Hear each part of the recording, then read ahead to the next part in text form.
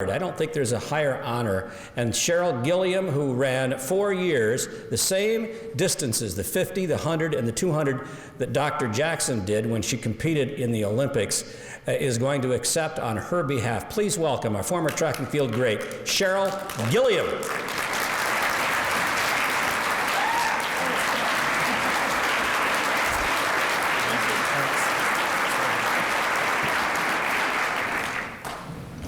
Good evening, everyone. Good evening. This is quite an emotional time for me because I was there when Dr. Jackson was there.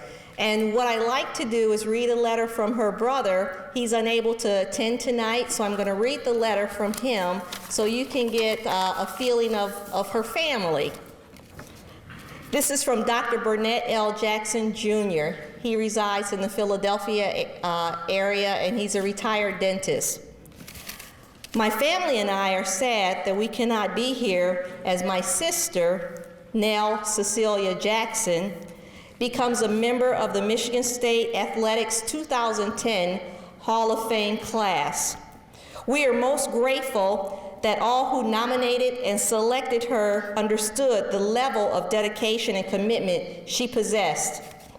Nell, as the middle child of 2 brothers, was always rather quiet and unassuming person. We lived a privileged and protected life in the Tuskegee Institute community. Our father, a dentist, and our mother, an administrator, and the extended family and friends were wonderful role models.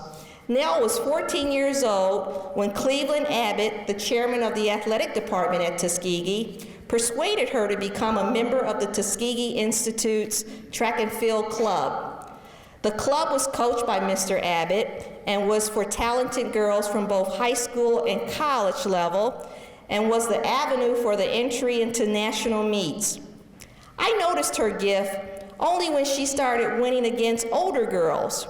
Our parents, especially our mother, was always supportive of Nell's passion as it grew, as long as she kept her grades outstanding.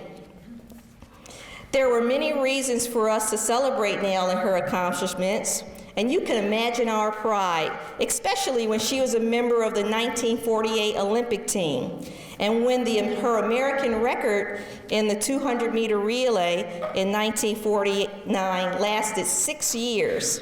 Somehow, I know what they valued most was he's referring to the parents, was her bachelor's degree, which she received in 1951 from Tuskegee Institute, her master's degree from Springfield College in 1953, and her PhD from the University, Iowa in 1962, and that once Nell's competitive days were over, her passion of her sport enabled her to become an educator, a coach, an Olympic official, and a scholar.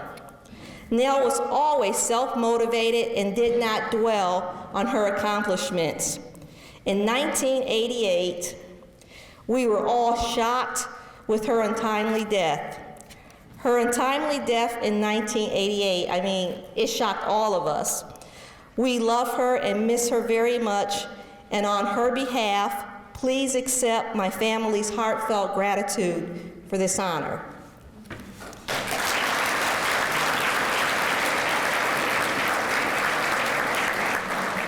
I'll be very brief. That came from her brother. Now this comes from me, and as I spoke this week, Dr. Jackson, she was my coach, and she was my administrator when I was here at Michigan State. I attended school here from the fall of 1977, and I graduated in March '82, and I had many accomplishments under Dr. Jackson. She was my mentor, and what Dr. Jackson taught, not just us girls from track and field, but all of the women in the programs here, she taught us not so much to be athletes, but she taught us to be ladies. She taught us that when we left this campus, she taught us how to go out there and make accomplishments and be something. Now, Dr. Jackson, if you knew her, she was very quiet, But Dr. Jackson was such a very strong and powerful woman.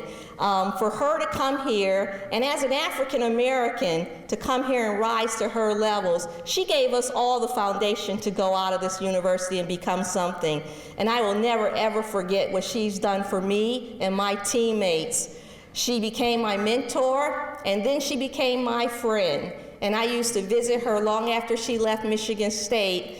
And when I got that phone call that she passed away, and she was only 59, and it was quite shocking.